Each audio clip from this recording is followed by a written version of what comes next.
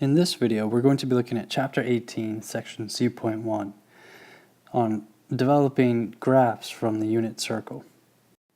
Let's take a look at an empty unit circle. Now let's take a look at all the points that are derived from angles that are multiples of 30. But instead of using degrees, let's use radians. And we'll start with 0 degrees. And then we have pi over 6, pi over 3,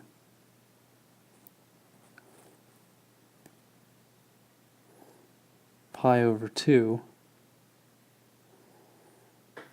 and we can go all the way around the unit circle,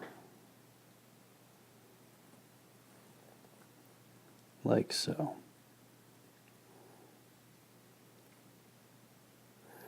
Until we get back to 2 pi. And here are the rest of the angles. Now let's take a look at the y-coordinates of these points. Remember from the previous video that if we're dealing with multiples of 30, or in this case, pi over 6, the coordinates of those points are going to be combinations of 1/2, square root 3 over 2, and their positives and negatives. So the y-coordinate of 0 radians is obviously 0. The y-coordinate of pi over 6 is 1/2, a positive 1/2. The y-coordinate of the point at pi over 3 is square root 3 over 2. At pi over 2 it's 1. And we can go all the way around the circle, and here are the rest of the values.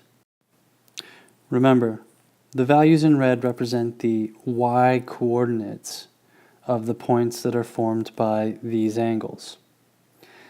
And also remember that the y-coordinate is the sine of that angle. We'll call it angle theta. So what I've done is I've defined a variable theta, and I've defined a function, sine theta, for that variable. If I were to plot these two values next to each other on a coordinate system, I would get the graph for sine of x, and that's what I'll show you next. So here is a blank coordinate system, and I've labeled it in an advantageous way. You'll notice that on the x-axis I have demarcations of pi and half pi and 2 pi, and this is going to represent theta. This is our angle, theta. On the y-axis, you'll notice that I have a maximum of 1 and a minimum of -1. And this is because the maximum of sine is 1 and the minimum of sine is -1. And so this is sine theta. And from the previous slide, we've plotted, or we've come up with the sine theta values for all of the marks that I have on the x-axis. For instance, at 0, we know that sine of theta is, or sine of 0 is 0. We also know that sine of pi is 0, and sine of 2 pi is 0. Well, we also know that for an angle of pi over 6, which is represented right here, the sine of that angle is 1/2. And the sine of pi over 3 is square root 3 over 2, which is about up here. And the sine of pi over 2 is 1. And you may have noticed from the previous slide that the values of sine theta increased until we got to pi over 2, and then they decreased. And they sort of mirror, coming back down in the second quadrant, the points in the first quadrant. And then in the third quadrant, after we get to pi, we have the same values, but they switch signs. So here at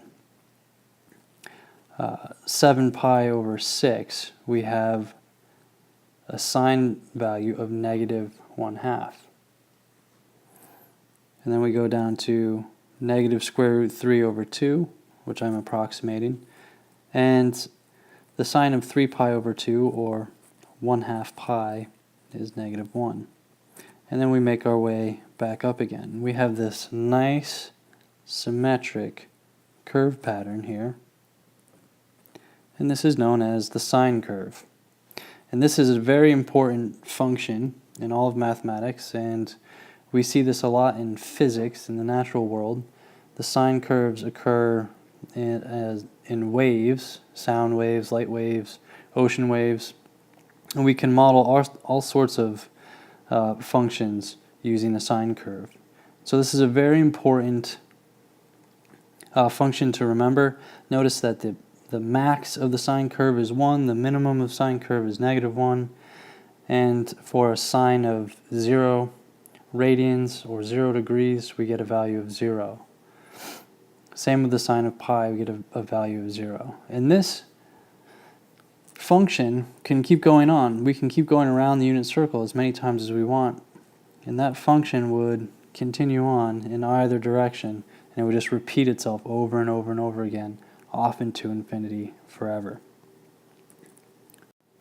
So if we're given this function, or its curve, which is y equals sine theta, or sine of x, we can use it to help us find theta if we know y. Let's do an example. Let's say that y is equal to 1/2. So the question is, find all angles theta such that theta is between 0 and, let's say, 2 pi.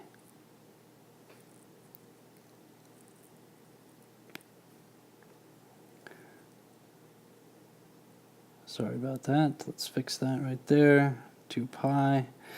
Okay, so if we look at our graph, we want to go to the point where y is a positive 1/2, and that's up here. And we can draw a line all the way across.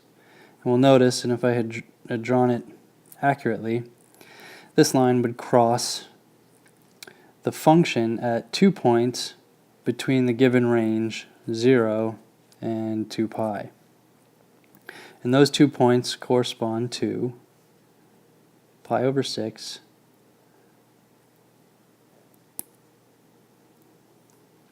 and 5 pi over 6. And so for this particular problem, theta would be pi over 6 or 5 pi over 6. We can come up with a very, very similar graph to cosine, which you'll actually do as part of your homework. And that graph looks almost like this one, except it's shifted a little bit, and you can figure out in which direction. And later on, we'll also come up with a graph for tangent, which is slightly more complicated and doesn't have this nice curving pattern.